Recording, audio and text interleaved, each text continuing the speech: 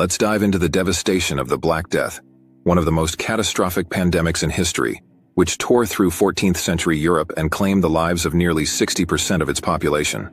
Imagine, that's about 450 million people today. We'll take you on a journey back in time, exploring the steps people might have taken to survive this deadly disease. But first, hit that subscribe button and let's set the stage for survival. Avoiding large gatherings would have been one of the best ways to sidestep the spread of the Black Plague, a lesson that's still relevant today.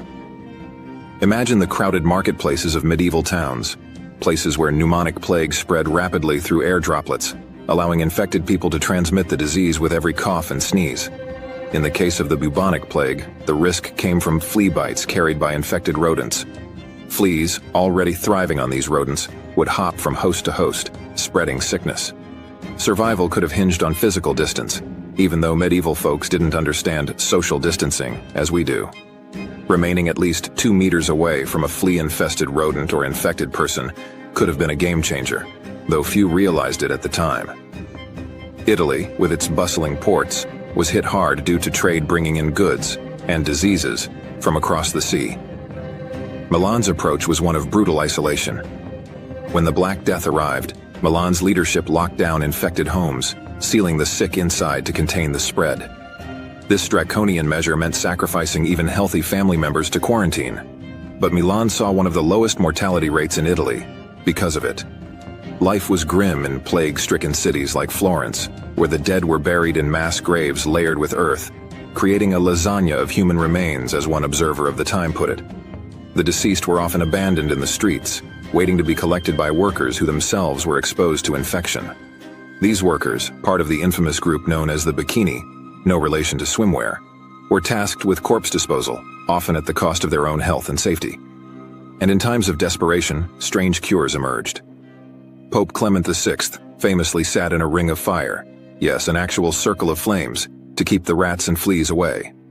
While this may seem extreme, it likely did help him avoid infection, as few creatures dared cross the fire's threshold. In the 1300s, contagion wasn't understood as we know it, so doctors improvised with hauntingly memorable plague uniforms. These plague doctors donned long coats, wide-brimmed hats, and iconic bird-like masks stuffed with aromatic herbs. The logic was simple but flawed. If the plague traveled by bad air, miasma, then pleasant smells would shield the wearer. These eerie get-ups may have helped limit flea bites, but the underlying belief in miasma was a tragic misinterpretation of the disease's spread. Another misguided remedy emerged in the form of the flagellants, groups of religious zealots who whipped themselves in the belief that God was punishing Europe with plague due to sin. These processions of self-inflicted suffering spread the disease further, as they roamed from town to town seeking atonement. Eventually, some European cities tried to quarantine infected areas by stationing guards and limiting ship access. Ships from the east were among the first to carry the plague into Europe, so port cities implemented measures to hold ships at bay for a period. Venice established a waiting period, which they called quaranta, 40 days, to reduce the spread of contagion. This was the origin of the term quarantine, a concept that has become a cornerstone in managing pandemics to this day. Several cities enforced martial law in an attempt to save their populations, shutting down markets, barring public gatherings, and restricting funeral rites. The North Italian city of Pistoia, for instance, lost nearly 70% of its population, despite its strict regulations. Survival in such times seemed almost arbitrary. While some succumbed, others managed to endure due to factors we're only now beginning to understand. Interestingly, genetic factors may have influenced survival. Certain individuals had immune responses that allowed them to recover or at least survive longer. Research shows that some people's genetic makeup made them less susceptible to the bacterium Yersinia pestis, the plague's causal agent. Populations like the Roma were particularly resilient, though not entirely immune.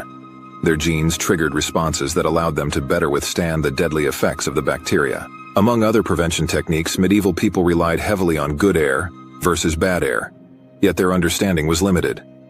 But not everyone tried to survive through avoidance or medical intervention. Some chose to live life to the fullest, knowing that death might come at any moment. According to Italian author Giovanni Boccaccio, some Florentines indulged in revelries, feasting, drinking, and embracing life's pleasures, believing that joy itself might stave off the plague.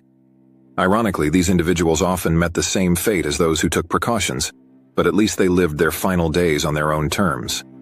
So, would you have survived the Black Death? Would you have holed up in isolation, embraced flagellation, or thrown caution to the wind and danced in the streets? Let us know in the comments below, and while you're here, check out some of our other videos on the mysteries and survival tactics of history's deadliest events.